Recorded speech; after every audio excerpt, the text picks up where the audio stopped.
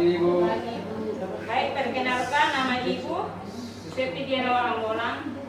Ibu dari kampus Universitas Nusa Cendana. Ibu di sini untuk PPR. Pasti adik-adik semua pasti sudah dengar kalau ada guru-guru baru ya yang mau turun PPR toh. Ya Ibu. Ya baik, di sini Ibu akan mengajar ekonomi. Di sini Ibu mungkin hanya 2 bulan saja di sini karena ada corona toh adik-adik semua. Baik, sekian perkenalan Ibu. Pasti adik-adik semua mau tanya kok. Tidak Ibu.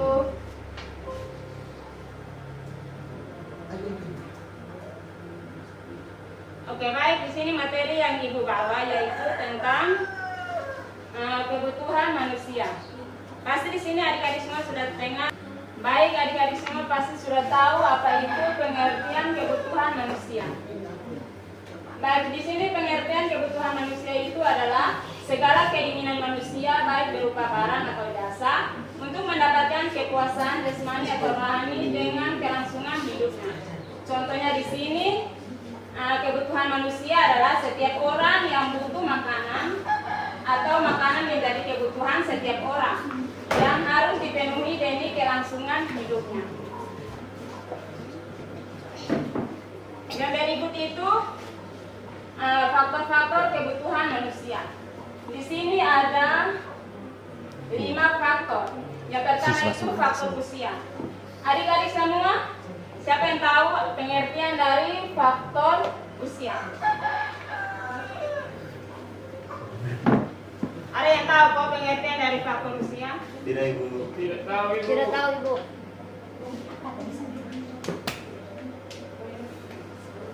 Baik, kalau tidak tahu, Ibu akan jelaskan. Faktor usia itu adalah tingkat usia berpengaruh terhadap pemenuhan kebutuhan. Semakin bertambah usianya kebutuhan, seorang semakin meningkat. Saat ini adik-adik termasuk usia remaja yang memiliki beragam kebutuhan hidup. Misalnya, pasti ada yang tahu kok contoh dari faktor usia. Ada yang tahu bisa angkat tangan? Tidak Ibu. Saya Ibu. Ya, Contohnya bayi membutuhkan susu. ya bagus. Ada lagi? Ya ada kok. Baik, tadi kawan sudah jelaskan. Kalau di sini Ibu akan kasih lagi. Ini contohnya seperti kebutuhan sekolah. Habis itu jalan-jalan, habis itu nonton maupun alat komunikasi. Yang berikut lagi, yang kedua faktor pendidikan. Ada yang tahu pengertiannya? Ada yang tahu bisa angkat tangan? Tidak ada yang tahu kok pengertian dari faktor pendidikan. Oh iya, kalau tidak ada, baik Ibu akan jelaskan.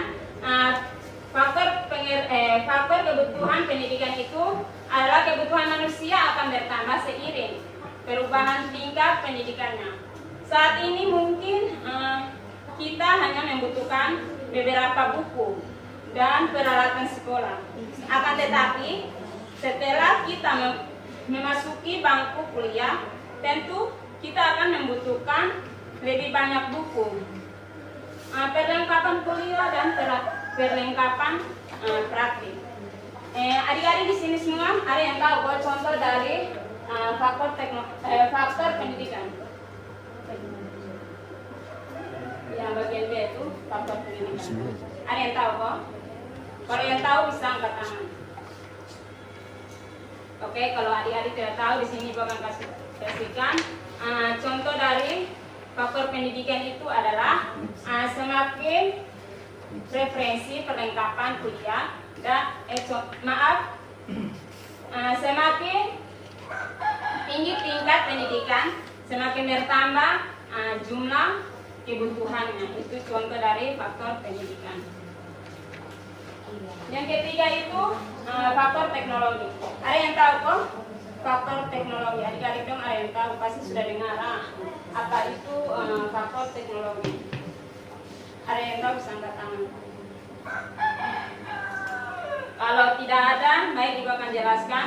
Faktor teknologi itu adalah seiring berkembangnya pendapatan, tingkat teknologi semakin maju, kualitas produk, hasil kemajuan teknologi semakin tinggi. Saat ini kita bisa manfaatkan berbagai produk hasil kemajuan teknologi. Ada yang tahu contohnya, Pak?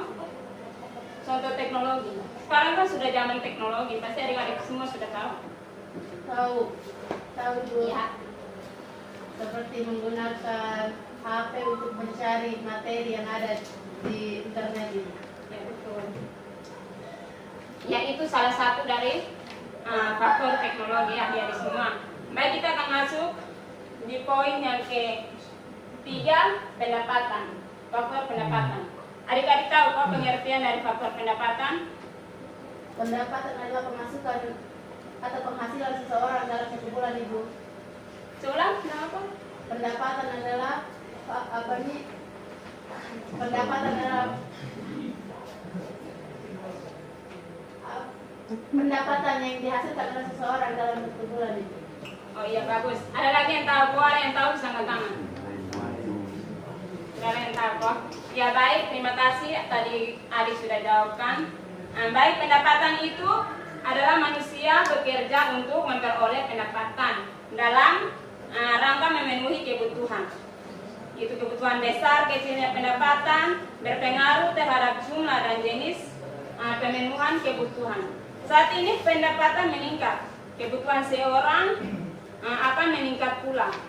Sebaliknya juga, saat pendapatannya rendah, seseorang harus berhemat dalam memenuhi kebutuhan hidupnya.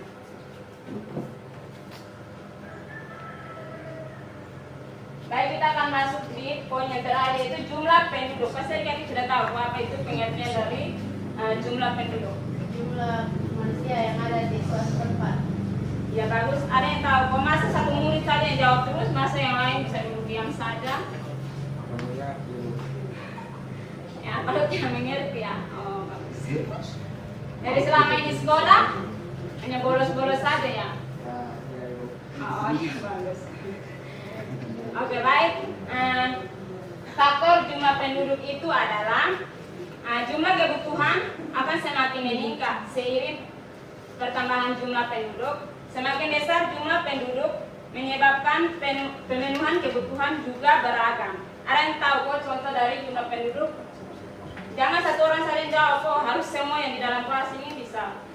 Ya, bisa jawab begitu.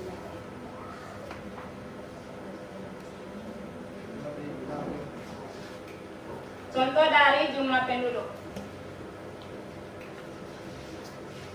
Tidak tahu kok? Ya, ya bisa silakan. Contohnya di suatu desa ada 1000 jumlah penduduk, 1000 orang yang tinggal di tempat itu, berarti disebut 1000 jumlah penduduk. Oh iya bagus. Terima kasih atas jawabannya.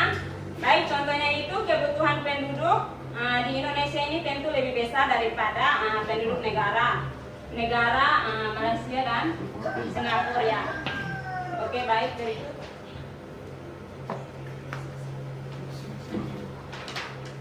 Baik, kita akan masuk di poin yang berikut, yaitu macam-macam kebutuhan manusia. Jadi di situ kita bisa lihat ya, dari layar ini, di sini macam-macam kebutuhan manusia ini. Yang pertama itu kebutuhan menurut intensitasnya. Tapi kebutuhan menurut intensitasnya ini dibagi menjadi 3, yaitu kebutuhan primer, kebutuhan sekunder, dan kebutuhan tersier. Baik, di sini kita akan masuk dengan kebutuhan menurut intensitasnya. Ada yang tahu kok kebutuhan menurut intensitasnya? Adik-adik ada yang tahu kok? Tidak tahu Ibu. Kalau menurut intensitasnya tuh itu tingkat atau kegunaan kebutuhan manusia dapat dikelompokkan, yaitu menjadi kebutuhan primer. Ada yang tahu kok dengan kebutuhan primer, pengertian dari kebutuhan primer? Kebutuhan pokok Ibu. Oh iya bagus. Ada lagi kok?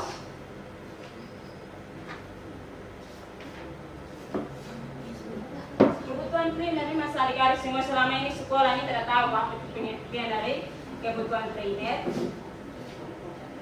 Oke, kalau tidak tahu di sini Ibu akan kasih jelaskan yang lebih detail. Kebutuhan primer itu adalah kebutuhan pokok. Kebutuhan yang harus dipenuhi agar dapat hidup layak. Ada yang tahu contohnya kok? Makan, minum, Oke, betul. Dan Makanan, sebagainya. minuman, dan sebagainya. Betul. Terima kasih ya atas jawabannya. Yang berikut itu kebutuhan sekunder. Adik-adik tahu kok apa itu pengertian dari kebutuhan sekunder? kebutuhan sekunder adalah kebutuhan yang dipenuhi setelah kebutuhan primer itu. Oke, makasih. Ada lagi kok adik-adik yang bisa menjawab? Jangan satu saja yang ngomong, semua harus ngomong ya. Kita harus berdiskusi begitu. Oke, kalau tidak tahu ibu akan bisa. Tadi kawan tadi anak sudah jawab toh. Jadi ibu akan jelaskan lebih detail yaitu kebutuhan sekunder adalah kebutuhan dipenuhi setelah terpenuhinya kebutuhan primer. Contohnya pasti adik-adik kan sudah tahu ya. Contoh kebutuhan sekunder tuh. Ya. Ngomong kuat? Kebutuhan akan jalan-jalan, Oh iya, kebutuhan akan barang-barang mewah. Oh iya. Kebutuhan sekunder itu contohnya tadi adik-adik dong sudah jawab, yaitu ini antara lain perabotan rumah tangga, perlengkapan elektronik, dan rekreasi begitu. Baik, kita akan masuk di poin yang berikut yaitu kebutuhan tersier. Ada yang tahu kok pengertian dari kebutuhan tersier? Yang poin yang kecil. Tidak ada yang tahu kok adik-adik semua? Baik, kebutuhan tersier itu adalah akan muncul setelah terpenuhinya kebutuhan primer dan sekunder. Kebutuhan tersier itu dia merupakan kebutuhan akan kemewahan untuk meningkatkan status sosial dalam kehidupan masyarakat. Sekali lagi ibu jelaskan, kebutuhan tersier akan muncul setelah terpenuhinya kebutuhan primer dan sekunder. Kebutuhan tersier itu merupakan kebutuhan kemewahan untuk meningkatkan status sosial dalam kehidupan masyarakat. Adik-adik dong sudah tahu kok, ada yang tahu kok kebutuhan tersier. Contohnya, Emas, ya betul, kendaraan, ya betul. dan rumah mewah. Ya baik, terima kasih. Tepuk tangan dong buat yang sudah jawab. Oke, berikut.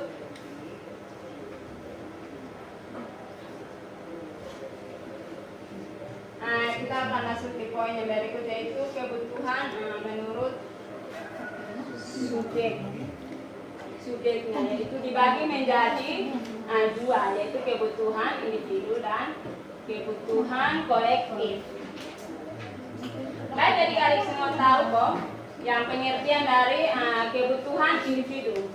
Nah, itu kebutuhan individu adalah kebutuhan untuk diri sendiri. Oke, ada lagi kok yang tahu angkat tangan? Kebutuhan individu itu apa pengertiannya? Saudara tahu kok? Ya baik, kebutuhan individu itu adalah kebutuhan perorangan, merupakan kebutuhan yang diperlukan oleh setiap pemenuhan kebutuhan. Setiap orang berbeda satu dengan lain. Contohnya contohnya adik-adik don't tahu kok contoh dari pengertian kebutuhan individu.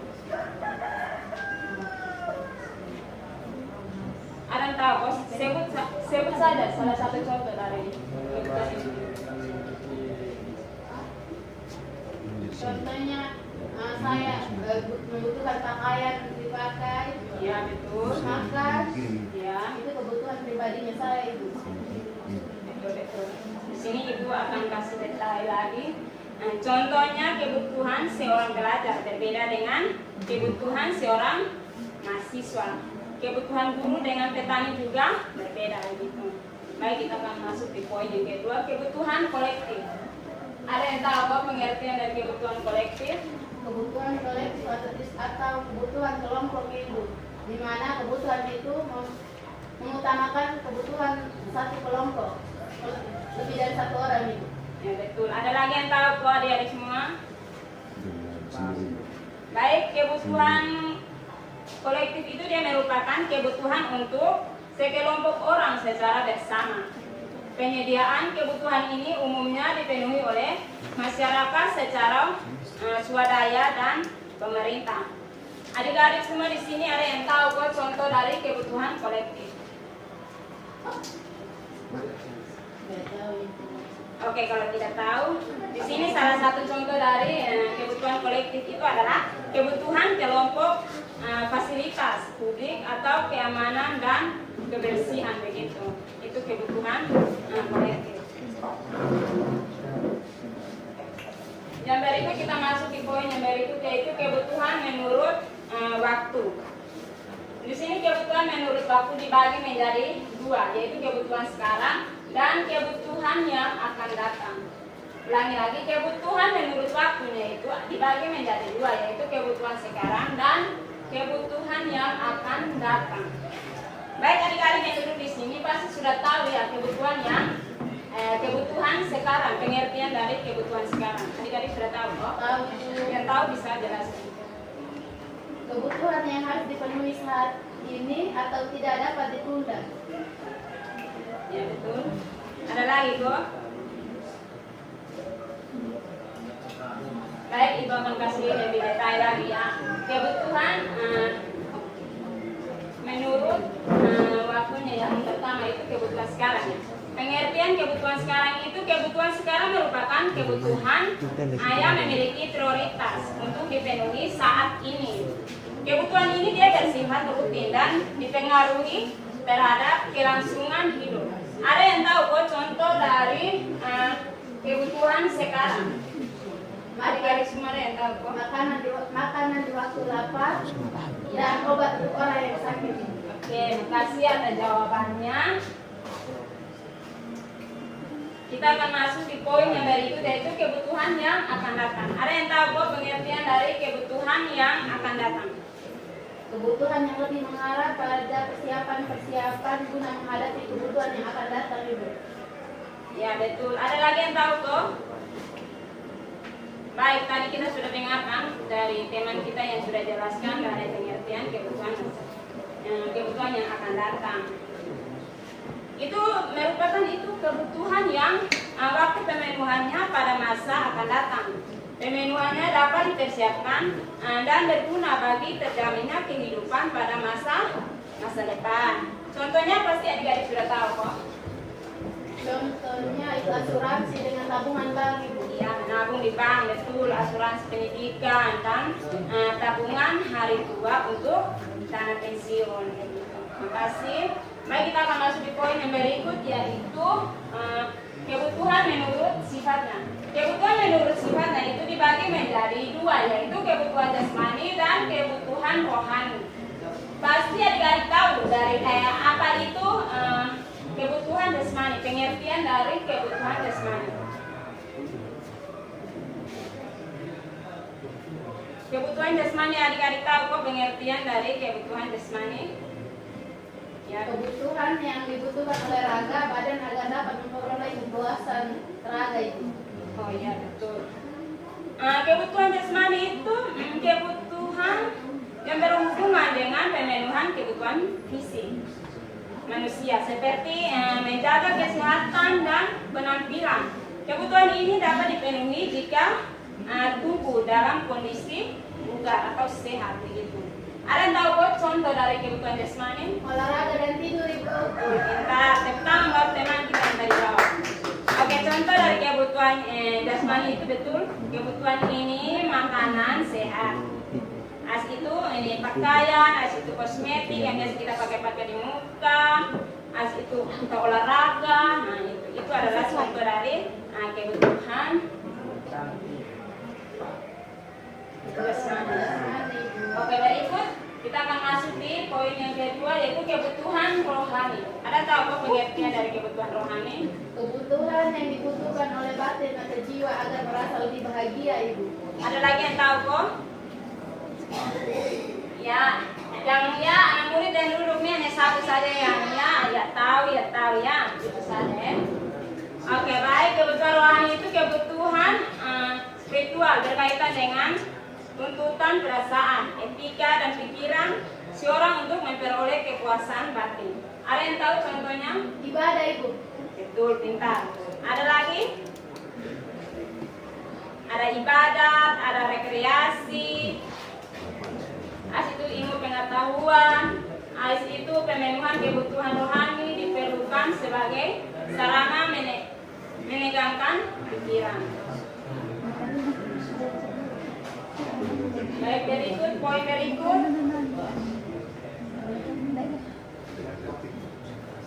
Kita akan masuk di poin yang berikut, yaitu kebutuhan manusia yang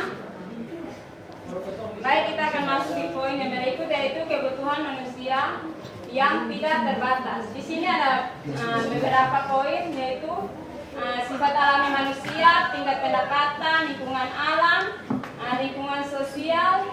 Yang kelima itu kemajuan teknologi informasi, agama dan kepercayaan, akulturasi budaya, dan perdagangan internasional.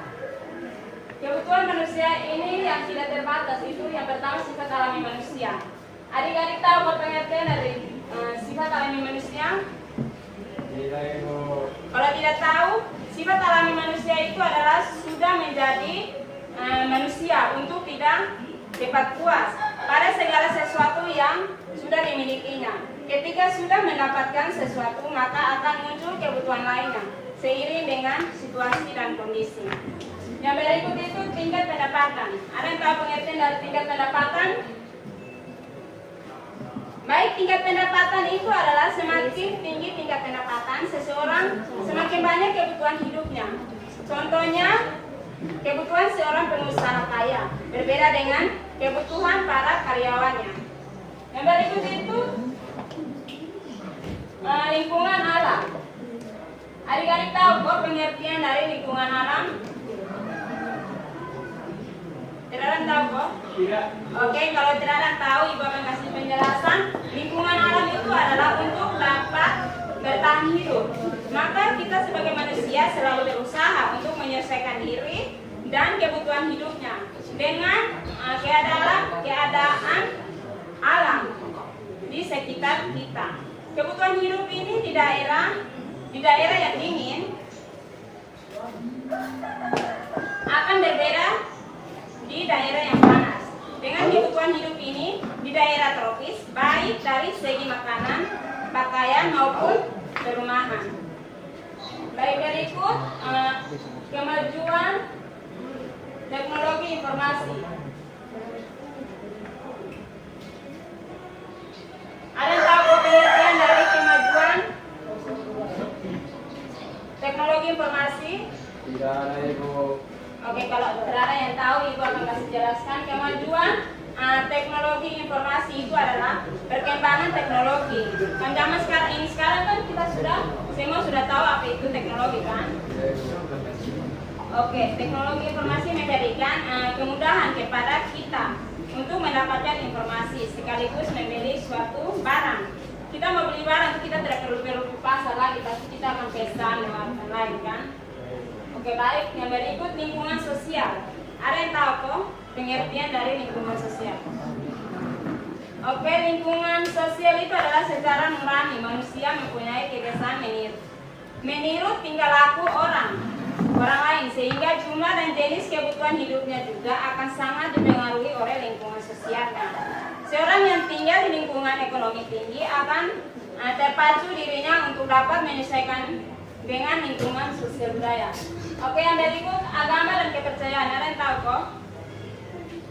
Oke, pengertian agama dan kepercayaan itu perbedaan agama dan kepercayaan yang dianut seseorang mengakibatkan timbulnya berbagai macam kebutuhan yang berbeda sesuai dengan norma agama yang dianutnya. Yang terakhir ini perdagangan internasional. Perdagangan internasional itu adalah adanya perdagangan internasional menimbulkan terjadinya aliran barang dari luar negeri yang dapat mendorong peningkatan kehidupan. AIS itu pemenuhan kebutuhan rohani diperlukan sebagai sarana menegangkan pikiran. Baik, berikut poin berikut. Kita akan masuk di poin yang berikutnya, yaitu kebutuhan manusia yang baik. Kita akan masuk di poin yang berikutnya, yaitu kebutuhan manusia yang tidak terbatas. Di sini ada beberapa poin, yaitu sifat alami manusia, tingkat pendapatan, lingkungan alam, lingkungan sosial. Yang kelima itu kemajuan teknologi informasi, agama dan kepercayaan, akulturasi budaya, dan perdagangan internasional. Kebutuhan manusia ini yang tidak terbatas itu yang pertama sifat alami manusia. Adik-adik tahu pengertian dari sifat alami manusia?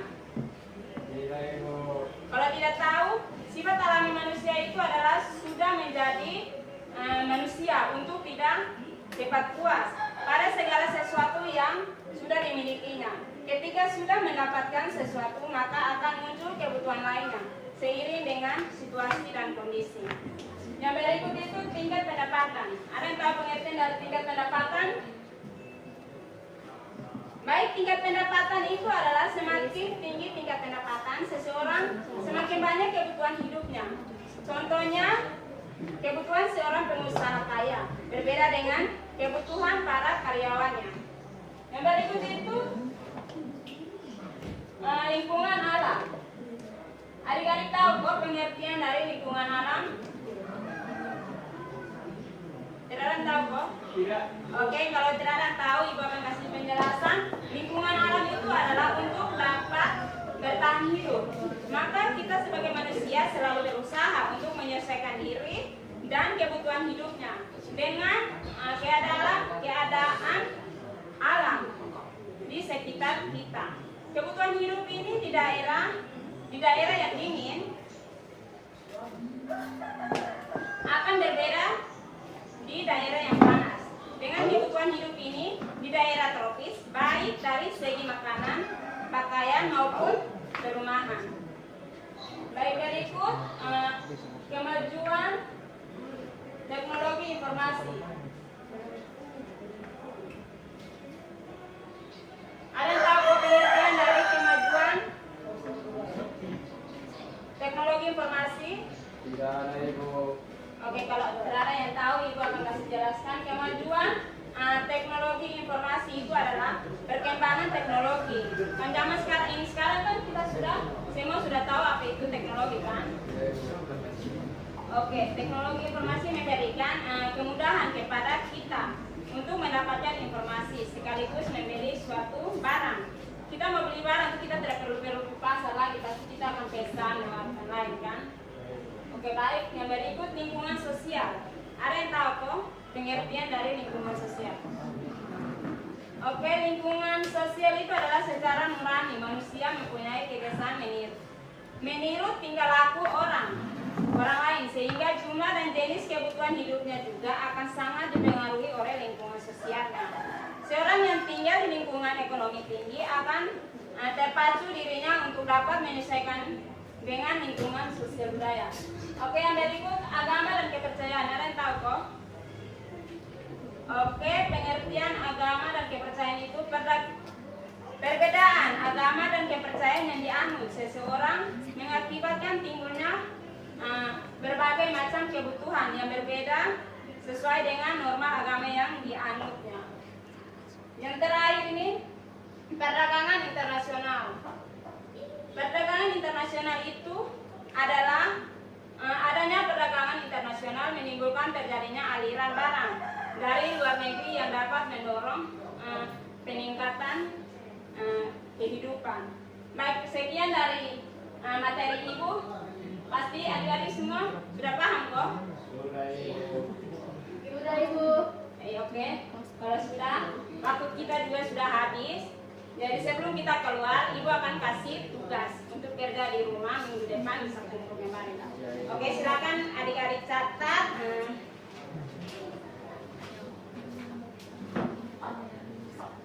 Tugasnya ya. Tolong sebutkan pengertian dari kelangkaan sumber daya alam menurut ilmu ekonomi.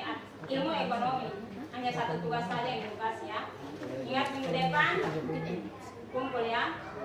Oke, sekian dari pertemuan kita. Selamat siang. Ya, Ibu.